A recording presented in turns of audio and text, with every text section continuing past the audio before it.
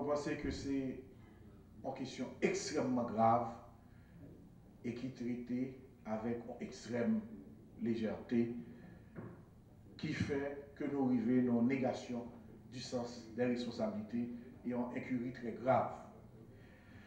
Question nous posée au niveau du Sénat, c'est une première rencontre qui fait. Grand pile question qui posée. Moi, je pense que la commission a été sous soif. Et c'est peut-être ça, je dis, nous allons recommencer la question, mais cette fois-ci à l'Assemblée. L'Assemblée qui a une instance un peu plus que la commission. Et heureusement, nous avons une Assemblée qui l'a et qui va traiter de questions qui concernent la sécurité nationale, la sécurité de certains hauts responsables d'État et une négation du sens des responsabilités, côté que le ministre de la Justice écrit justement par rapport à une requête et mandé justement pour que M. Sao sorti de DCPJ.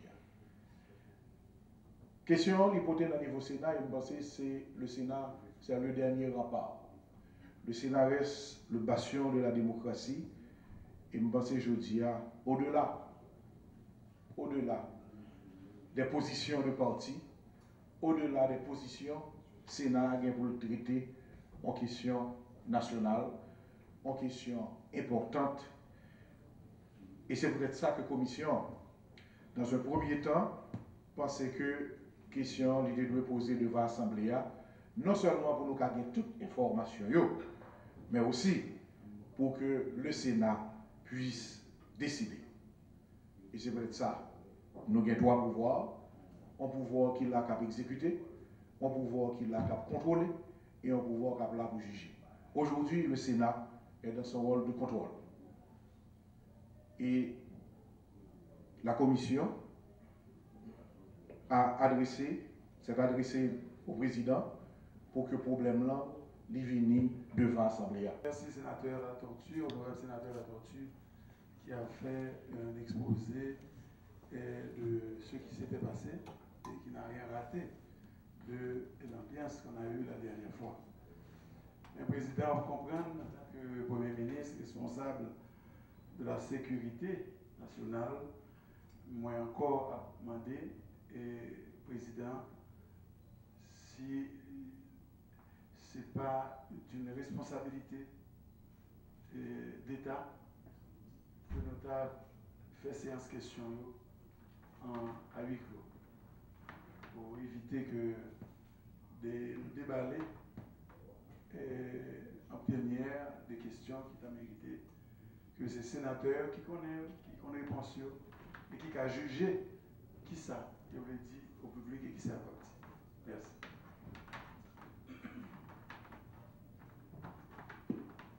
Président Pagien, en fait, pour le décider à partir de l'intervention du Premier ministre. Et en plus, une demande à huis clos doit se faire par des sénateurs. Ce sont les sénateurs qui doivent faire une demande de huis clos. Donc, question de l'Assemblée, si l'Assemblée, à travers 5 sénateurs, voulait faire une demande formelle de huis clos, donc nous-mêmes, nous devons faire concession. Mais le Premier ministre ne peut pas demander qu'on fasse en huis clos la séance. Ça, c'est une décision qui doit venir de l'Assemblée des sénateurs. Et suivant le règlement, c'est 5 sénateurs qui ont demandé sa fête. Et s'ils ont jugé l'opportun, la fête. Président. Il y a un ordre d'intervention qui est établi. Nous avons pour sénateurs inscrits. Et nous avons la parole en fonction de. À tour de rôle, en fonction de l'inscription. Je tranche très bien, collègue. Sénateur Lambert. Sénateur Lambert. L'oral est attaché à des difficiles, sénateur Lambert. Très bien. Sénateur Sildor, taisez-vous, sénateur Sildor. Huis clos sollicités par les 5 sénateurs signés. Sénateur Jean-Rigaud Bélizer. Sénateur Jean-François Sildor. Pierre-François Sildor. Bon, président, demandez pour moi. Jean-François, Pierre-François Sildor. Pierre, c'était une erreur. Sénateur Sénatus, mettez-vous s'il vous plaît. Sénateur Sénatus, c'est Pierre-François. Joseph. Président, je demande à ce que la demande me soit communiquée. Sénateur Larèche. Président, j'ai ce droit. Me demander pour communiquer l'histoire pour moi. Est-ce que c'est Jean-François Sildor? Parce qu'il n'y a pas de sénateur qui s'appelle Jean-François Sildor ici. Si oui, je l'ai vérifié. Fils de forme. Je l'ai vérifié.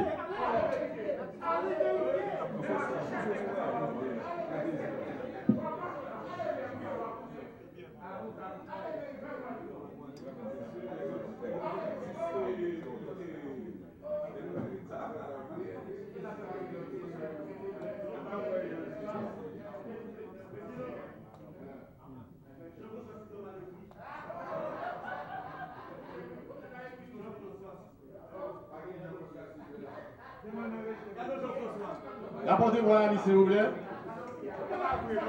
Rapportez-moi le nous sommes dans une assemblée démocratique et transparente.